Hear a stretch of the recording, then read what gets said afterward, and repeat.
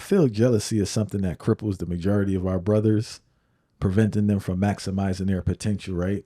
It stresses them out and produces bad energy. I heard you talk about something I've been practicing for years and has been very beneficial to myself, observing and adopting behaviors from those who are smarter and more skillful than me, right?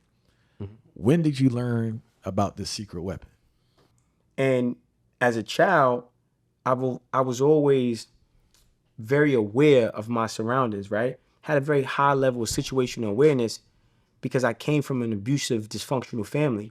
So when a child is being abused, when a child is being beat, when a child is being neglected, your situational awareness increases, right? Because now you're paying attention. You don't know who's gonna attack you. You don't know who's gonna beat you. You don't know where your next meal is gonna come from. So you're aware. You're paying attention, right? So as a child, I had a higher level of situational awareness than I was supposed to. And then now I'm learning and I'm watching and I'm seeing things, action, reaction, input, output, right? But in terms of like, jealousy sometimes can be a form of escapism, right? And there's these internal issues that we have that sometimes go unaddressed. And then now when you're in the presence of someone who has addressed them things for themselves, right? And they're projecting their healing onto you by just being in front of you because you can internally feel that vibration they exude, that healing creates. And now you're not ready to deal with those internal issues. So now you either separate yourself, detach yourself, distance yourself, or even attack that person that's making you feel that way. But it's really just you're seeing yourself, right? And you're seeing limitations. So jealousy is a very layered word, right? Um, and it can also mean that it could be a form of escapism. It could be a form of admiration, right?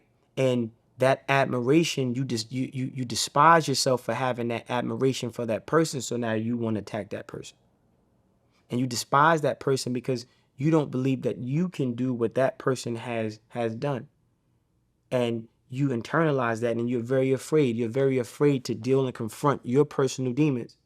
And then this person is confident, and you really want what they have, but you're too afraid to go through the process to get to the destination that they have arrived at, right?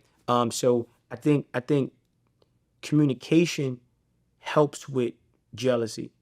Explain. What do you mean by that? Self-talk, self-talk, self-talk. You got to communicate with yourself. Self-talk, self-talk. Well, why am I feeling this way, right? Why do I feel this way towards this person? Well, what am I not doing? Because if I'm focusing on myself, I don't have time to even look outside myself to even feel any type of a feeling towards something outside of myself because I'm not in the window, I'm in the mirror all the time. So there's beautiful trees outside, there's dog shit on the floor outside, there's beautiful cars outside, there's junkies and whatever, it doesn't matter. I'm in my mirror, I'm looking at myself, I'm building up myself.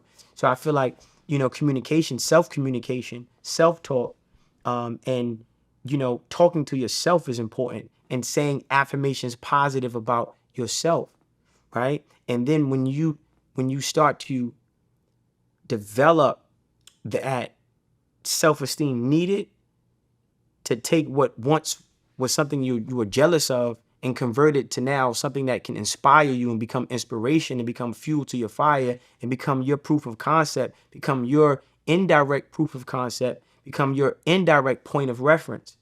Oh, he did it, so I could do it. Okay, wow. And then you unpack it 24 hours in a day. What do I want? What do I have to do to get what I want? And then I'm not going to stop until that happens. The finish line doesn't move. We either stop or keep running, right? So now when you understand the laws of the universe, right? Persistence, and persistence overcomes resistance, and every no will eventually turn into a yes. When you understand how this thing called life works, you're not going to be jealous of the next man because that's a lower vibration that takes you out of alignment for what you're trying to bring into your life. How you think creates how you feel. How you feel becomes an emotion. That emotion becomes a vibration.